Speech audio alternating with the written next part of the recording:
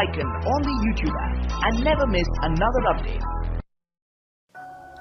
अस्सलाम वालेकुम my YouTube friends. आज की वीडियो में आपको बताऊंगा कि आप कौन सा यूट्यूब की वीडियो के एंड में जो या शुरू में जो ऑटो प्ले जो होती है यानी खुद ब खुद आपकी वीडियो चलनी शुरू होगी। चैनल जैसे ही आप ओपन करेंगे यानी कि आपने चैनल का सब्सक्राइब ना भी किया हो तो ठीक है, जो वीडियो आपको ऑटोमेटिकली चलेगी। और आपने सब्सक्राइब किया भी हो ठीक है तो वो वीडियो आपको शो होगी, ठीक है, ऑटोमेटिकली चलनी शुरू हो जाएगी, जिससे आपके व्यूवर बढ़ सकते हैं, ठीक है, वीडियो ज़्यादा फेमस हो सकती है।